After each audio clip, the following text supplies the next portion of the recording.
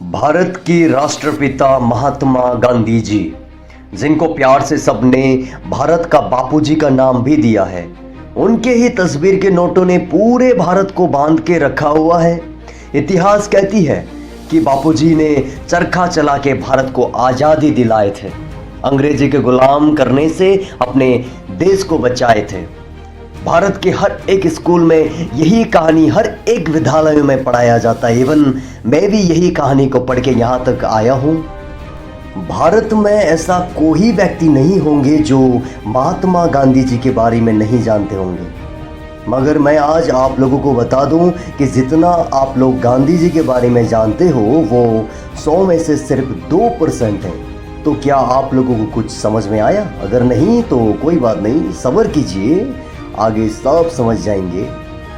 इस कहानी को कुछ देर रख के मैं कुछ बातें करना चाहता हूँ आप लोगों से। ज़रा सोचिए, भारत में चलाए जाने वाला नोटों में गांधी जी की जगह छत्रपति शिवाजी महाराज जी का तस्वीर होता, भगत सिंह जी का तस्वीर होता, रविंद्रनाथ टैगोर जी का तस्वीर होता, सुभाष चंद्र बोस जी का तस्वीर होता, तो क्या होता? क्या फ़र्क पड़ता? क्या असर पड़ता?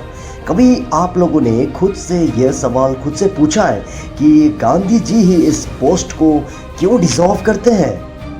सब जानते हैं कि गांधी जी का पूरा नाम क्या था, उनका जन्म कब और कहाँ पे हुआ था, उन्होंने कितने पढ़ाई किया था, मगर यह नहीं जानते कि भारत के लिए उन्होंने क्या किया था। तो सीधा मुद्दे में चलते हैं। अक्सर हमें इतिहास में यह पढ़कर जानने को मिला कि अंग्रेज ने भारत से कीमती खजाने लूट के अपने देश में लेके गए, जैसे ताजमहल की कोहिनूर, छत्रपति शिवाजी महाराज का तलवार, भारत के किसान द्वारा उमारी गई अनाज, न जाने क्या क्या। मगर मैं बता दूं, अंग्रेज ने भारत से लूट के नहीं बल्कि भारत के कुछ व्यक्तियों ने अंग्रेज के साथ व्यापार किया था। नहीं समझे? चलिए मैं समझा देता हूँ। हिंदुस्तान के इतिहास के अनुसार भारत के पश्चिम भाग में स्थित गुजरात राज्य के सूरत नामक स्थान में आज से तकरीबन 400 साल पहले 24 अगस्त 1708 को विलियम हॉकिंस ने अपने दोस्तों के साथ भारत में पहला कदम रखे थे, जिनको भारत में सबसे पहले आने वाले अंग्रेज भी माना जाता है। गुजरात सूरत से होते हुए उन्होंने अपना सफ़र महाराष्ट्र की राजधानी मुंबई तक किया था। वर्तमान काल में हम उस जगह को छत्रपति शिवाजी महाराज टर्मिनस के नाम से जानते हैं। विलियम हॉकिंस का हिंदुस्तान में आने का मकसद हिंदुस्तान को कब्जा करना नहीं बल्कि हिंदुस्तान के साथ व्यापार के नाता बनाने के लिए आए थे। उस समय हिंदुस्तान का नाम दुनिया में 1 नंबर बिजनेस देश में शामिल था। विलियम हॉकिंस हिंदुस्तान में जब आए थे तब हिंदुस्तान में महाराज जहांगीर का राज शासन चलता था। विलियम हॉकिंस अपने दोस्त के साथ मुंबई में लगभग 1 महीना बिताने के बाद अपना अड्डा में वापस चले जाने वाले थे। हिंदुस्तान में 1 महीना के अंदर उन्होंने कुछ मछुआरे, कुछ व्यापारी, कुछ महाराज जहांगीर के दूत के साथ अपने नाता बना चुके थे और हिंदुस्तान में अंग्रेज आकर व्यापार का नाता बढ़ाने का खबर महाराज जहांगीर तक भी पहुंच चुका था। साल 1869 2 अक्टूबर को गुजरात के पोरबंदर में बापूजी का जन्म हुआ। 1877 से लेके 1893 तक पढ़ाई किया। भारत में कॉलेज पूरा करने के बाद 22 साल की उम्र साल 1894 में लॉ पढ़ने के लिए लंदन चले गए। लंदन में 5 साल लॉ पढ़ाई पूरी करने के बाद वो लंदन से साउथ अफ्रीका चले आए। अपने जवानी को फॉरेन कंट्री में ही बिता के साल 1915 में हिंदुस्तान लौट आए। साल 1915 से लेके साल 1924 तक बापूजी ने बढ़िया गेम खेले। अपने 20 साल का पढ़ाई के एक्सपीरियंस को इस्तेमाल करके उन्होंने हिंदुस्तान में वो कुछ हासिल करे जिसका असर अब तक हिंदुस्तान में और न जाने कब तक रहेगा। 1915 से लेके 1935 तक बापूजी ने भारत में 100 से भी अधिक नियम बनाए। उन्हीं नियमों में से कुछ नियम ऐसा भी है जिसको जानने के बाद मेरे दिल में इज्जत की जगह नफ़रत पैदा हो गई। ऐसा नफ़रत जो नफ़रत आप लोगों के दिल में भी पैदा होने वाला है। बापूजी का फेमस शायरी है, जिसको हम नॉन वायलेंट के नाम से जानते हैं, और कुछ लोग बापूजी का 3 बंदर के नाम से भी जानते हैं, जिसका मतलब गलत मत देखो, गलत मत सुनो और गलत मत बोलो। मगर बापूजी हिंदुस्तान को ऐसे जंजीर में फंसा रहे थे जिस जंजीर को देखकर समझ पाना जनता की बस की बात नहीं थी।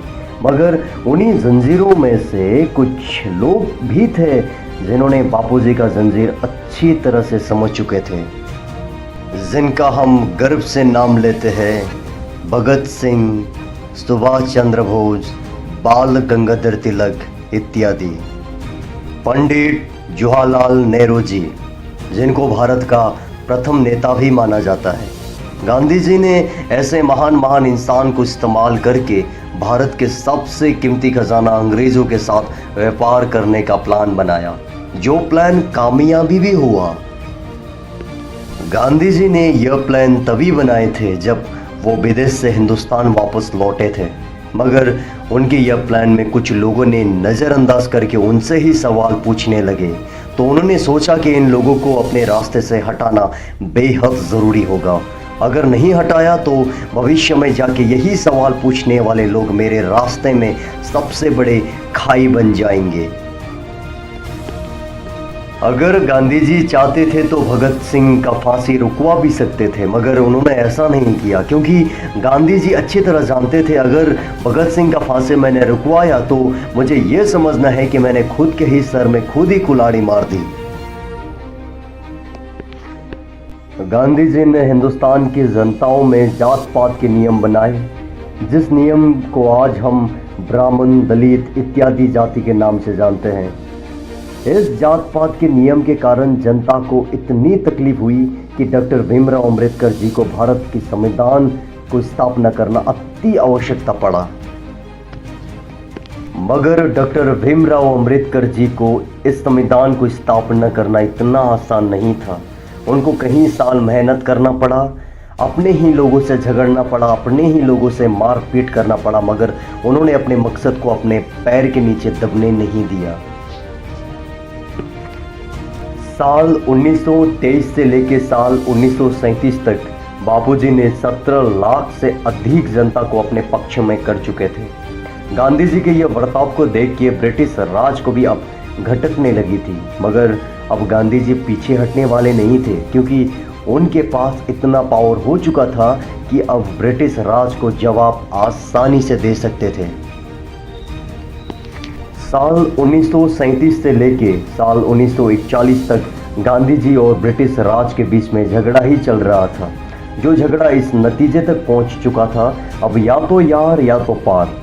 ब्रिटिश राज और गांधी जी के बीच में युद्ध शुरू हुआ, जो युद्ध साल 1941 से लेके साल 1947 तक चला, जिस युद्ध को आज हम 15 अगस्त इंडिपेंडेंस डे के नाम से जानते हैं। भारत के कीमती खजाने को अंग्रेज के साथ व्यापार करके अंग्रेज को ही डकैत का नाम दिया गया। इतना ही नहीं, पंडित जवाहरलाल नेहरू जी को भारत के पहला प्रधानमंत्री बनाने में सबसे बड़ा हाथ भी गांधी का ही था। हर सच्चाई के पीछे कुछ न कुछ बुराई जरूर होता है, मगर वो कहते हैं ना, सच्चाई कभी छुप नहीं सकती, सच्चाई का कभी हार नहीं हो सकती। तो दोस्तों, आज के लिए बस इतना ही। मैं कोशिश करता हूँ अगला वीडियो में और भी बहुत महत्वपूर्ण जानकारी लेके आऊँ आप लोगों के सामने, आप लोगों के साथ और भी बातें कर सकूँ। तब तक के लिए जय हिंद, वंदे मातरम, भारत माता की जय।